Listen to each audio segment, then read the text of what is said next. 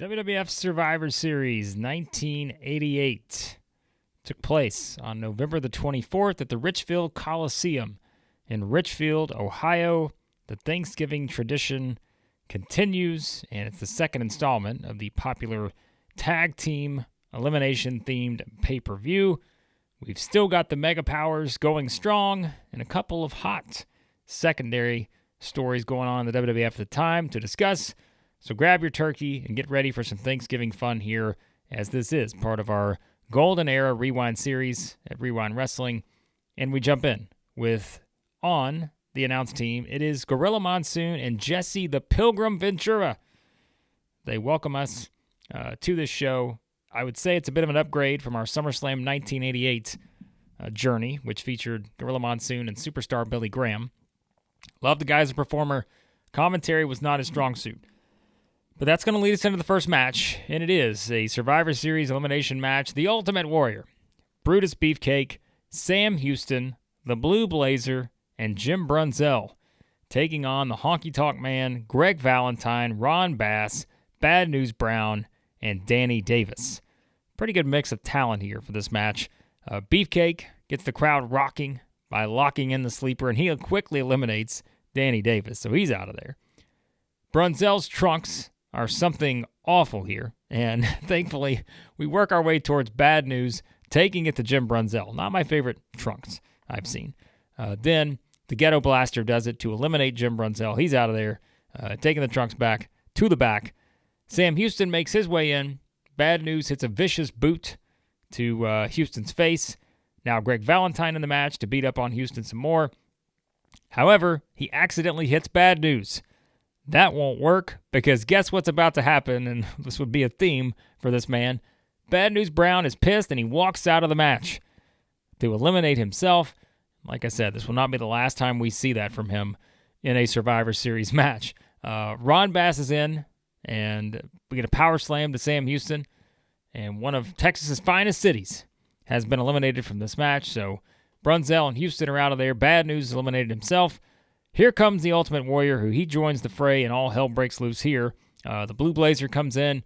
We work our way to him, tapping out, though, to the figure four from Greg Valentine. So now we're down to the Ultimate Warrior and Brutus Beefcake versus the Honky Tonk Man, Ron Bass, and Greg Valentine. And we get a little bit of a decent back and forth here. Crowds into it between Beefcake and Honky. The sleeper hold applied to Honky, and then both men fall to the outside to get counted out. This is what I always enjoyed about the Survivor Series match, especially in this era. They do it in any era, but it's just the creative ways you got to protect guys, right? And so this one, a sleeper hold's applied. They fall to the outside. Both men counted out. So now we've got the Ultimate Warrior in the ultimate scenario that the WWF loved during this time period, and that is the 2-on-1 heel advantage. So he has to go up against Ron Bass and Greg Valentine. I like his chances against those two. Double clothesline from the Ultimate Warrior, and he pins Ron Bass. And Jesse correctly points out that Greg Valentine was actually the legal man. So forget about that, because Warrior says, I'll get rid of Valentine then. He gets the double axe handle and pins Valentine for the victory. It's 1750. The wrestling, your mileage will vary in this era, but I enjoyed it for what it was. Plus, you kind of had the debut here of Owen Hart as the Blue Blazer, so that's notable as well. Pretty good, again, entertainment value in this one with the Ultimate Warrior standing tall. All right, that leads us to our next match here, and I mean, this is just a spectacle, folks. That's the only way to put it with this next match.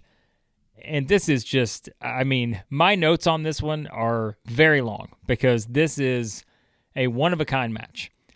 It is the Ultimate Tag Team Survivor Series elimination match. Demolition, the Brainbusters, the Conquistadors, the Bolsheviks, and the Fabulous Rougeaus versus the Powers of Pain, the Hart Foundation, the Rockers, the British Bulldogs, and the Young Stallions. In case you needed a reminder of just how stacked the WWF tag team scene was at this time, there you go. What a group of teams right there. Arn Anderson and Tully Blanchard have bolted from JCP after losing the NWA World Tag Team titles to the Midnight Express in mid-September. So they're here now. And remember, that's on top of the Powers of Pain leaving earlier in the year from JCP when they were supposed to have that match for the Road Warriors. So now we also have the pay-per-view debut of the Rockers, comprised of two dudes named Shawn Michaels and Marty Jannetty. They were on TV in June after being brought back after a failed WWF run where they were fired after the one match in 1987. But this is the first big spot for them. So there's a lot going into this match here. The most impressive sight is seeing all of these guys on the apron. Imagine this many guys standing around on the apron, right? We talked about that Survivor Series 1987 when you had the big tag team extravaganza. But this one here, seeing all these guys and knowing what some of these would become, it's pretty wild. Trivia note, Shawn Michaels' first opponent here in the WWF pay-per-view ring is Nikolai Volkov, as he and Marty both do some fighting with the Bolsheviks before Axe makes his way in to work on Jannetty's back. Now we've got Arn in there. He's battling Jannetty. And Tully comes in. He gets some punches from near the air one. Tully kind of playing the ultimate here. Goes over to the face side of the ring. Gets some punches. Jim Powers into the match before tagging Dynamite back in. So we've got a lot of different tags, right? People come in, get a move, they tag out. You got to let everybody get their stuff in a match like this. Jim Powers comes back in. Smash throws him around like a rag doll before Brett finally gets tagged to go up against Jacques. Like all these names, think about it so far. Like it's incredible. And we're not even close to the finish here. Ramon gets tagged in, only to see Brett hit the small package to eliminate the Rougeaus. So they're out of there early. We work our way towards the Barbarian and Smash brawling around. The crowd just eating it up with a spoon. We said it was inevitable. Your Powers of Pain, Demolition, showdown was going to happen, and as we're going to see, in a very interesting way. However, the Conquistadors are now into the match. We got more tags than a department store at this point. Biggest heat comes, though, when the Warlord and Axe square off, and the cheers are equal for both of these two. Eventually, we get Boris Zukov eliminating Jim Powers, so that sends the Young Stallions out of there. They've been eliminated. Funny spot from Tully, where he gets tagged in and sneaks his way over to tag Volkov, since he wanted no part of the Barbarian. Great heat for this, and Tully kind of doing that, kind of thing here, just being an absolute coward. Marty finds himself in the match, and he gets rid of the Bolsheviks with a pin. The thing is, you have so many fresh guys waiting that, there's no just gap in between these pins, right? It's just total nonstop action. Not TNA, but we're just talking total nonstop. Just as soon as one guy gets eliminated, the other guy's coming in because everybody's fresh because you got this many guys on one team. Both members of the Conquistadors are maybe surprisingly kicking out of some good moves here. But they're far from finished in this match. Spoiler alert. More great heel work from Tully to give Demolition the advantage over the Barbarian. We then get a disputed near fall where Brett hits the suplex on Tully, but it's ruled that Brett had his shoulders on the mat when the referee counted 3, so the Hart Foundation are out of there. Then we get the full-on mayhem here between the Brainbusters and the Rockers, and that causes the referees to send both teams out of there, so now they're both eliminated. They go brawling down the aisle, and like I said, think about those 3 teams that were just out of here, the Hart Foundation, the Brainbusters, and the Rockers. Meanwhile, the Conquistadors are still here in this match. Things start to slow down a bit because now we're down to only 2 teams left on both sides. And we finally get Smash pinning the Dynamite Kid to eliminate the British Bulldogs, which would go on to be their last pay-per-view match as a team. How can you not be impressed with the Conquistadors and the run they're having here? It's a hell of a showing. This wasn't the Edge and Christian version that we'll get eventually in 2000, but they're having a great run here. Fuji, though, keeps getting up on the apron, trying to use the cane, but Smash is not obeying orders from Fuji. And that leads to Smash running off the ropes and Fuji hanging on to the rope to send Smash to the outside. Jesse is all over it here. Love Jesse's reaction to this spot. That leads to Demolition getting counted out, and then Axe starts yelling at Fuji. Fuji hits Axe with the cane, and then Smash helps Axe with the body slam on Fuji. The crowd is eating this up. one of the most memorable moments, I'd say, in Survivor Series history right here. And then we get to the big moment where the Powers of Pain walk over and they help Mr. Fuji to the back. And that completes the much-needed double turn with these two teams. We said it at SummerSlam. The Powers of Pain had come in, Demolition. The crowd just wanted to love Demolition. And now you get the double turn here. Barbarian winds up scoring the victory at 42-12 to win this match. But the story here is obviously Fuji aligning with the Barbarian and the Warlord. So after the match, we get Demolition hitting the ring. And the crowd probably, at this time isn't quite sure what to make of this because they're kind of buzzing, but they're not really cheering anyone because you do have kind of that, very kind of intricate turn here in terms of how they played this up. This match goes 40 minutes. I mean, you can tell how long we just had to recap this one. There was a couple slow spots in it, but overall, this was excellent. Highly entertaining. It's a must-see match for the incredible depth of this tag team division at the time here in November 1988. And you get the big double turn with Demolition and the Powers of Pain. More notable stuff in there. I mean, I thought Tully was really good in this match, but really it's just the depth. It's the depth of the tag team scene, and it's 40 minutes, but I'm telling you, you will get plenty of enjoyment out of this if you've not watched it in a while. So this will easily make the recommended matches list a bit later. All right, backstage, Sean Mooney is with Bad News Brown. This man wants a title shot at Randy Savage and says he smelled a conspiracy from his own team earlier. God, I love Bad News Brown when he was in these Survivor Series team-type settings because this man just did not care about anyone else. And I just love that they kept the theme going with him. Just no interest in being friends with his partners whatsoever. All right, in the locker room, Gene Okerlund's back here, and he wants to know what the hell is going on with Fuji and Demolition. And that's when Fuji says he found a new team to demolish Demolition. Good stuff here to push the turn. And yeah, this was set up about as well as I think you could have executed it. Like I said, may have been some people a little confused, but it seemed pretty clear to me the direction they were headed. All right, our next Survivor Series elimination match, this one not going to go quite as long, but it's still pretty lengthy. Jake Roberts, Tito Santana, Scott Casey, Hacksaw Jim Duggan, and Ken Patera versus the team of, you look at this team on paper, my goodness. Andre the Giant, Rick Rude, Mr. Perfect, Harley Race, and Dino Bravo. Wow. There's a stacked unit right there. Jesse immediately continues his hatred here of Duggan, wondering how he's the co-captain of that team.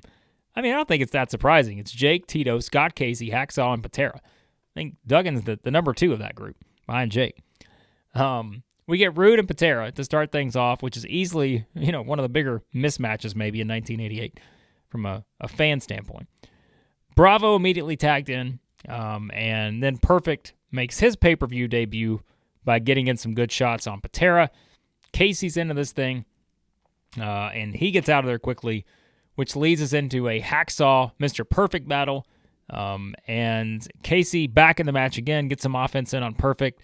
Hot tag to Patera, and thankfully, that is where Rude hits the Rude Awakening to eliminate Patera from this match. You gotta love Rick Rude. And then Bravo hits the side slam to eliminate Scott Casey. Time for a Hacksaw Perfect interaction again until Rude gets tagged in. We get kind of a good sequence here, eventually from Tito and Bravo, and then Tito eliminates Harley Race with a flying forearm. Andre finally enters the match for the first time, and he just straight up annihilates Tito here. I mean, just takes it to the guy, and he just sits on Tito for the pin. So Andre eliminates Tito. He's out of there. So we're down to Jake and Hacksaw versus Andre, Rude, Perfect, and Bravo. Andre gets tied on the ropes, the vintage Andre the Giant spot, and Jake gets his chance to go ballistic on him. Rude finally gets tagged in to take the upper hand back for the heels. Perfect gets some licks in on Jake, as does Andre. Kind of a long sequence here of Jake getting beat up until Hacksaw gets the hot tag. He gets some offense in, but then Frenchie Martin takes a cheap jab. Hacksaw decides from there, you know what? What can I think of better to do than take the 2x4 in the ring to beat up Bravo? So Hacksaw gets disqualified and leaves Jake Roberts all by himself against the other 4 men. What a partner. So maybe Jesse was on to something when he talked about Hacksaw being the co-captain. He just left the captain high and dry here because he decided to take a 2x4 in the ring to beat up on one of the participants right in front of the referee. The next 10 minutes of this match, this feels like a complete decimation of Jake Roberts here. We changed course a little bit. Jake gets the DDT on Rude to eliminate him, so there's a little bit of revenge for Jake after the whole Cheryl fiasco. We mentioned that at SummerSlam 98, or SummerSlam 88, when we looked back at Rude kind of pulling out the tights with Cheryl's face on it. Andre comes in, gets DQ'd for choking Jake unmercifully in the corner, so that's how you got Andre out of there. And then Perfect slides in right after and pins a beaten down Jake Roberts for the win at 30 minutes and 3 seconds. You know, somewhat slow at times here. It wasn't as fast-paced as we got from the tag team match, but it told the story of Jake kind of fighting against all odds after his partner just decided to make a very dumb decision with the 2x4. And it also really did showcase Perfect's outstanding talents here. Solid match, and not as good as the huge tag team extravaganza, but this was still, I think, kind of enjoyable, just given all the pieces involved, especially that heel team, which is pretty stacked. Okay, your next match, it is the Big Boss Man, Akeem, and this is your main event, by the way. Big Boss Man Akeem, Ted DiBiase, the Red Rooster, and King Haku versus Hulk Hogan, Randy Savage, Hillbilly Jim, Hercules, and Coco Beware. And this is the pay-per-view debut for Akeem. And we know he's going to play a big role in a particular story over the next little bit. Then we kind of have the secondary feud going on of DiBiase and the freshly turned Hercules. Remember the last time we talked about Hercules was not necessarily in this spot, but now he is. He's been freshly turned, so he's on the babyface side of things. We also get a bit of a return here to WrestleMania 4 with Savage and DiBiase starting the match, and Herc gets in, chases DiBiase around for a bit before we get the showdown between the Red Rooster and Coco Beware. Then it gets to Hogan versus the Red Rooster, just an absolutely wild phrase to say. I think we know how this one's going to go. Hogan hits the boot, tags into Savage, who hits the flying elbow, and he eliminates the Red Rooster. So Terry Taylor's out of there. A few slow bits of action with Akeem rightfully sending Hillbilly Jim to the showers because Akeem was that good, right? So he sends Hillbilly out of the match. Then we get the good guys all taking turns trying to knock down Akeem, but to no avail. Boss Man finally gets into the mix, and he immediately side slams Coco Beware to eliminate him. Now we really get the crowd into this with Hogan and Boss Man squaring off. Hogan slams him after some back and forth, and Boss Man follows it up with a slam of his own. The Towers here double team Hogan, and now here comes King Haku into the match to get some revenge. As you recall, and we've not done this show yet, but Hogan made a bit of a mockery of the crown at Saturday night's main event the month before this. We'll get to that show eventually. So Haku may be trying to get a little revenge for what happened to his crown. Haku does some work here. DiBiase does as well. Hogan is not having it though, brother. And he just kind of is not selling anything DiBiase's throwing at him. And then tags back in Herc, so we get that exchange again with Herc and DiBiase. But Virgil trips Hercules, which allows DiBiase to score the pin. Seconds later, Savage then rolls up DiBiase as he's distracted after Herc goes at Virgil. So DiBiase's out of there. Haku works over Hogan for a while. Boss Man gets in, and he goes up top for some reason here, but Hogan moves out of the way and tags Savage to really send the roof off the place. They were all waiting for that big tag to Randy Savage. Slick move from Slick as he allows the Boss Man to get back in control, but Slick takes it further by pulling Elizabeth into the aisle, and Hogan does not like this one bit that Slick has decided to do this to Elizabeth. So he goes after Slick and clobbers him. But Akeem and the Boss Man attack Hogan and handcuff him to the ropes. What a strategy that is. That's not no DQ there, right? So during that, Boss Man gets counted out, and he doesn't care for that one bit. So he's like, well, I'm already counted out. I can't get thrown out of the match anymore. So he beats up Hogan with a nightstick. And then Akeem decides to push the referee, so now he's been disqualified. So we're down to Hulk Hogan and Randy Savage versus Haku. That will not go well for the true king of wrestling here. And as expected, Hogan wipes out the managers, and Elizabeth gets the handcuff keys, and she lets Hogan loose while Savage is getting destroyed by Haku.